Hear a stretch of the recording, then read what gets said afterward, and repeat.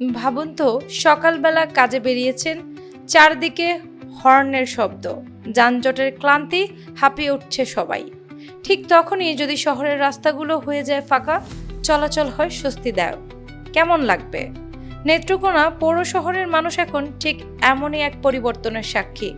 বছরের পর বছর ধরে ভোগা অসহনীয় যানজট কমাতে জেলা প্রশাসন নিয়েছে বড়সড় উদ্যোগ। রোববার 14 সেপ্টেম্বর থেকে চালু হয়েছে নতুন নিয়ম। হঠাৎই যেন শহরের বাতাসে এক ধরনের স্বস্তির নিঃশ্বাস।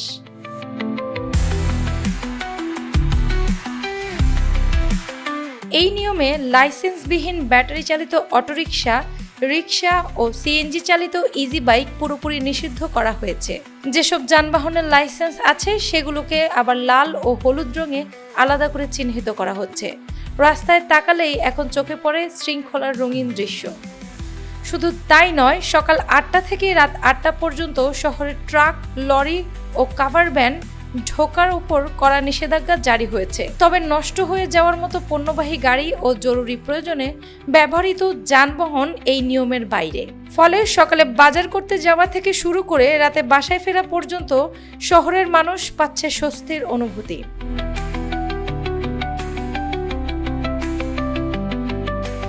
সাধারণ মানুষ বলছেন, আগে শহরে হঠাৎ থেমে যাওয়া যানবাহন, হর্নের বিকট শব্দ ও গরমের মধ্যে দাঁড়িয়ে থাকার যন্ত্রণা ছিল নিত্যদিনের অভিজ্ঞতা। এখন অন্তত হাঁটতে হাঁটতে শ্বাস নিতে পারছেন নির্ভরভাবে। অতিরিক্ত যানবাহনটা যদি কমানো যায়, এই যানজটটা আশা করি কমে যাবে। গাড়ি বেশি থাকার কারণে আমাদের যানজট সমস্যা, প্রতিনিয়ত আমরা কি ভোগান্তির শিকার। আমরা 10 মিনিটের রাস্তা 1 ঘন্টায় যাইতে হয়। অন্যদিকে অটো চালকরাও স্বস্তি পাচ্ছেন। আগে বড় ট্রাক ঢুকে পুরো রাস্তায় আটকে দিত, এখন যাত্রী যেমন তাড়াতাড়ি গন্তব্যে পৌঁছাচ্ছে, চালকরাও কাজ করতে পারছেন নিশ্চিন্তে। যদি বড় এইভাবে চলে তো সবাই ঢুকতেছে, গ্যাঞ্জামটা একটু বাড়ে। লাইসেন্সের সমস্যা করে, এরপরে জাম জট লাগে, আমরা চলাফেরার জন্য এটা আমরা অসুবিধা হয়। তার জন্য এটা ভাগ করে দিলে, একদিনের ভাগ করে দিলে আমরা লাগে সুবিধা হয়। এদিকে প্রশাসন আরও এক নির্দেশনা দিয়েছেন, কেউ যেন ফুটপাত দখল করে ব্যবসা না করে। কারণ ফুটপাত যখন অবরুদ্ধ হয় তখন পথচারীদের ভিড় রাস্তায় গিয়ে মিশে যায়, এতে জট আরও বাড়ে। তাই নিয়ম ভাঙলে অবৈধ স্থাপনা উচ্ছেদ সহ আইনি ব্যবস্থা নেওয়া হবে বলে জানিয়েছেন প্রশাসন। শহরে যে লাইসেন্স ছাড়া যে অটো আছে, মিশুক, রিক্সা এগুলো আছে,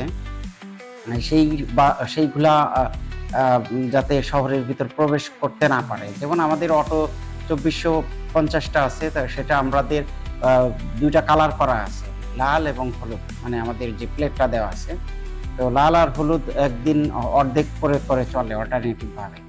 পৌর প্রশাসক মোহাম্মদ আরিফুল ইসলাম সর্দার জানিয়েছেন, প্রয়োজনে পৌরসভার লোকজন প্রতিদিন ট্রাফিক পুলিশের সঙ্গে সমন্বয় করে কাজ করবে।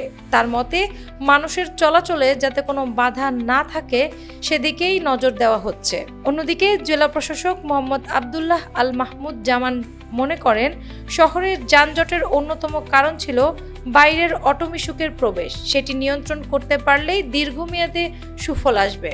তাদের বিশ্বাস, এই উদ্যোগ অব্যাহত থাকলে নেত্রকোনার মানুষ সত্যিই ফিরে পাবে এক স্বস্তিদায়ক শহর। যানজটহীন পথে হেঁটে যাওয়া কিংবা নির্ভর ভ্রমণ, এটাই এখন তাদের নতুন প্রত্যাশা। অ্যানি আক্তার, বাংলা বাজার পত্রিকা।